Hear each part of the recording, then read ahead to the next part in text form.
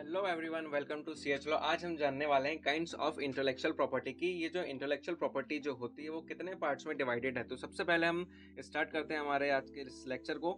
सबसे पहला हमारे पास आता है कि पेटेंट। पेटेंट का मतलब क्या होता है? तो पेटेंट एक प्रकार की ऐसी प्रोसेस है जिसमें क्या होता है कि जो भी हमारा न्यू इन्वेंशन रहता है, किसी प्रकार की जो टेक्नोलॉजी रहती है, तो वो राइट देती है इन्वेंटर को।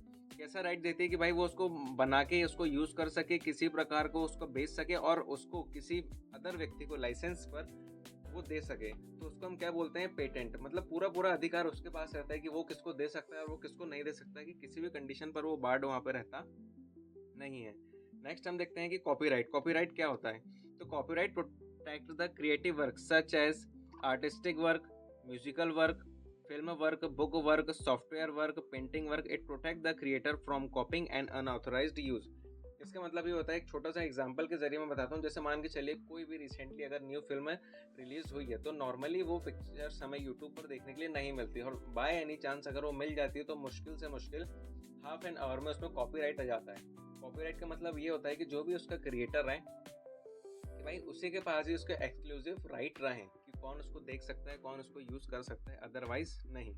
और इसमें ये भी रहता है, ये प्रोटेक्शन देता है काय का जो भी क्रिएटर है, कि भाई कोई उसकी कॉपी ना कर सके और उसका अनऑथोराइज किसी प्रकार से यूज ना हो।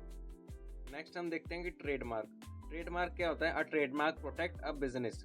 क्या है? प्रोटेक्ट किसको करता है? एक प्रकार के बिजनेस को प्रोटेक्ट करता है, जो इंक्लूड करता है brand name, logo, symbol, slogan, mark. It helps customer identify the source of product. Brand name, channel का लोगो, मतलब किसी प्रकार से जो लोगो रहता है, कि लोगो के माध्यम से हम समझ सकते हैं। फॉर एग्जांपल, एक छोटा सा भी एक एग्जांपल अगर हम ले रिलीजन से रिलेटेड, तो हिंदू धर्म में ओम का साइन है, क्रिश्चियन में प्लस का साइन है। तो इसी प्रकार से भी ट्रेडमार्क ही हम कह सकते हैं, बट वो जो है ट्रेडमार्क में नहीं आते। मैंने तो एक छोटा सा खाली एग्जांपल दिया था। मान के चलिए आपकी कोई भी कंपनी है, जैसे मान के चलिए जियो की कंपनी है, तो जियो का कंपनी का क्या है? लोगो JIO, शायद ही वहाँ पे सादा सिंपल लिखा है। जहाँ उनका मेन ऑफिस है तो उनका भी लोगो वही चलता है।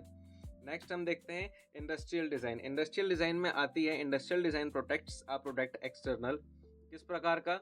लुक का, शेप का, पैटर्न का और ऑर्नामेंटेशन।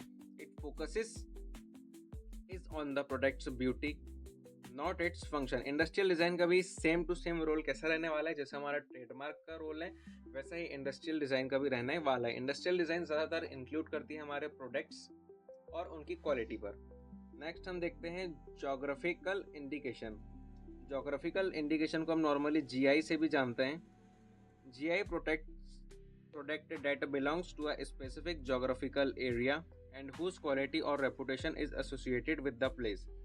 इसका मतलब ये होता है कि जोग्राफिकल इंडिकेशन ये बताना चाहता है कि मतलब ऐसी चीज जो उसकी जगह से बिलोंग करती है और उसकी क्वालिटी के नाम से और उसकी जगह के नाम से जानी जाती है। फॉर एग्जांपल मान के चलिए जो हमारी टी लीव्स रहती है, जिसको हम चाय पत्ती बोलते हैं, वो कैसा है जगह? भाई दार्जिलिंग में होती है, ठीक है। फिर उसके बाद एक अनदर एग्जांपल लेते हैं कि भाई बनारसी साड़ी की तो बात ही कुछ और है। तो ये क्या है? प्रोडक्ट के साथ साथ उसके एरिया का भी हम क्या कर रहे हैं यहाँ पे? पूरा पूरा डिस्क्रिप्शन वहाँ पे दे रहे हैं। तो ये हमारे इंक्लूड हो जाता है जोग्राफिकल इंडिकेशन में। सो ओके देन, आज का जो हमारे छोटा सा लेक्चर था काइंड्स ऑफ इंटेलेक्चुअल प्रॉपर्टी का, वो यहीं तक था।